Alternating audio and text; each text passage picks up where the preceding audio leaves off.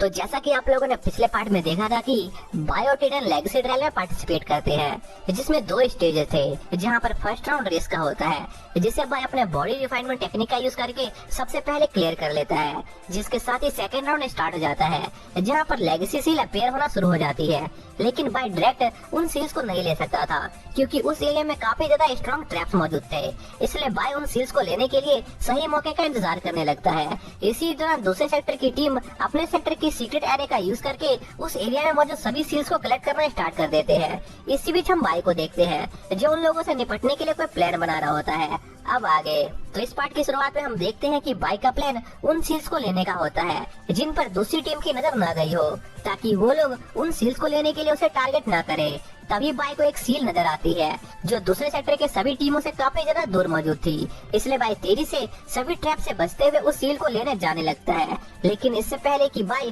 उस सील को कैप्चर कर पाता, स्टार रिवर कोर्ट का मम्मी उस सील को बाय से पहले कैप्चर कर लेता है और चैनियो बाय पर अपने मम्मी से अटैक करके उसे दूर उड़ा देता है और कहता है कि आखिर बाय ने क्या सोचा था कि वो अकेला उनकी पूरी टीम से उस सील को चुरा सकता है। तो ये बाय की गलतफहमी है। लेकिन इससे पहले कि चैनियन बाय की और ज्यादा बेइज्जती मार पाता, सीलिंग माउंटेन से एक साथ कई सारी सील्स सभी डायरेक्शन की तरफ जाने लगती है, जिस पर बाय को लगता है कि इस बार इतनी सारी सील्स में से वो एक न एक सील को अपने सेक्टर के लिए जरूर हासिल कर पाएगा। जिस पर टिडन भी बाय की मदद करने के लिए उनमें से एक सील को कैप्चर करने की कोशिश करता है, पर तभी चैनियन टिडन पर अटैक कर देता है, जो देखकर बाय तेजी से टिडन की मदद करने चला जाता है। जिस चक्कर में बाय एक बार फिर से उन सील्स को हासिल करने में नाकामयाब रहता है, जिस पर बाय गुस्से में चैनियन से कहता है कि उनके स्टार रिवर कोर्ट के पास ऑलरेडी काफी ज्यादा सील्स आ चुकी है, तो आखिर वो बाय को उसे उनके सेक्टर के लिए एक भी सील्स क्यों नहीं लेने दे रहा है। जिस पर चैनियो बाय से कहता है कि उसका रिवर डिफाइनिंग सेक्टर अभी इतना ज्यादा पावरफुल नहीं बना था कि वो उन सील्स को लेने के लायक बन सके। इसलिए चैनियो बाय को सलाह देता है कि वो अगली बार से उनके एरिया में मौजूद एक भी सील्स को लेने की कोशिश न करे, नहीं तो ऐसा हो सकता था कि बाय अपनी जान से हाथ धो बैठे, क्योंकि वो लोग भले ही बाय पर डायरेक्ट हमला नहीं कर सकते थे, लेकिन फिर भी वो लोग उस एरिया में मौजूद ट्रैप्स की मदद से बाय को जान से मार सकते थे। जिस पर बाय चैनियो को समझाने की कोशिश करता है कि उसे अपने सेक्टर को कुछ रिसोर्सेज प्रोवाइड करने के लिए बस एक सील की जरूरत है, इसलिए चैनियो को कम से कम उसे एक सील लेने देना चाहिए। पर चैनियो बाय के उस ऑफर को रिजेक्ट कर देता है और उसे एक भी सील न देने का फैसला करता है। इसी दौरान हम लीडर जैंग को देखते हैं, जो दूसरे सेक्टर के लीडर के साथ लेगेसी ट्रायल को देख रहे होते हैं, जहां पर अब तक रिवर डिफेंडिंग सेक्टर एक भी सील को हासिल करने में कामयाब नहीं हुआ था। जो देखकर स्टार रिवर कोर्ट की लीडर जैंग को उसके साथ एक बेट लगाने को कहती है कि लेगेसी ट्रायल के एंड होने तक उनके रिवर डिफेंडिंग सेक्टर ज्यादा से ज्यादा एक ही सील को कैप्चर कर पाएगा। जिस पर लीडर जैंग अपनी टेंशन को छिपाते हुए स्टार रिवर कोर्ट के लीडर से कहते हैं कि उन्हें इतनी जल्दी किसी फैसले पर नहीं पहुंचना चाहिए, क्योंकि अगर वो बैट हार गई तो उन्हें काफी घाटा हो सकता था।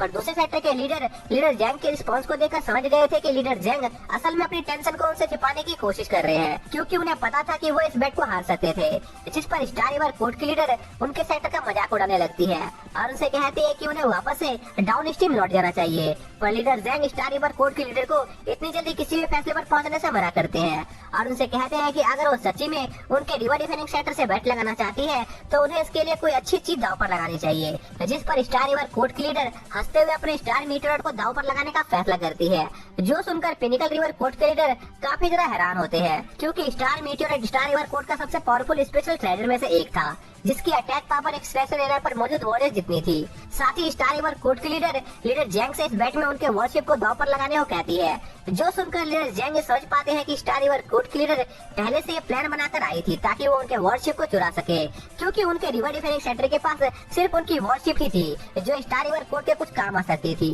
जो सुनकर लीडर जैंग इस बैट को नहीं लगाना चाहते थे, पर क्योंकि उनके सेक्टर के मिड स्ट्रीम के दूसरे सेक्टर के सामने कोई औकात नहीं थी, इसलिए वो इस बैट के लिए तैयार हो जाते हैं, क्योंकि वो दूसरे सेक्टर से फालतू का पंगा नहीं लेना चाहते थे। और लीडर जैंग यही उम्मीद कर रहे होते हैं कि इस बार भी बाय कुछ चमत्कार करके उनके रिवर डिफेंडिंग सेक्टर को बचा ले। इसी दौरान हम बाय को देखते हैं, जिस पर स्टार रिवर कोर्ट का वो स्टार रिवर मम्मी लगातार हमला कर रहा होता है और बाय बड़ी मुश्किल से ही उन हमलों को रोक पा रहा होता है, जिस वजह से वो पूरे समय के दौरान एक भी सील नहीं कैप्चर कर पाता, क्योंकि उस पूरे समय के दौरान बाय का ध्यान पूरी तरह से चैनियो के हमलों को डॉज करने पर था, जिस वजह से बाय अपने दूर तो सही लेकिन पास में मौजूद सील्स को भी कैप्चर करने में नाकामयाब हो रहा था। जो देखकर बाय टिडैन के साथ मिलकर एक प्लान बनाता है, जहां पर बाय टिडैन को उन लोगों का ध्यान भटकाने को कहता है ताकि वो खुद जाकर उन सील्स को ले सके। तभी सीलिंग माउंटेन में एक बार फिर से 4 सील्स रिलीज होती है, जो देखकर चैनी और दूसरे सेक्टर के डिसाइपल्स उन सील्स के पीछे निकल जाते हैं और उन सील्स को हथियाने वाले होते हैं। पर तभी बाय अपने अनडाइंग मसल की टेक्निक का यूज करके उन लोगों से पहले उस सील की तरफ जाने लगता है। और बाय के बॉडी रिफाइनिंग की स्पीड को देखकर चैन्यू और दूसरे सेक्टर की टीम काफी ज्यादा हैरान होती है। तभी चैन्यू एक बार फिर से बाय को रोकने की कोशिश करता है, जिस पर बाय उस सील के टुकड़े को अपने बेटे टिडेन की तरफ भेज देता है, जो उस सील को पकड़ने की कोशिश कर रहा होता है। पर तभी चैन्यू अपने मम्मी की मदद से टिडेन से पहले उन कीज को ले लेता है और टिडेन को पकड़ लेता है, जो देखकर बाय को टिडेन की चिंता होने लगती है, क्योंकि एक बड़ा सा मीटराइट काफी तेजी के साथ टिडेन की तरफ बढ़ रहा था, जिससे उसकी जल्दी ही मौत होने वाली थी। जिसके साथ ये पार्ट यहीं पर खत्म हो जाता है।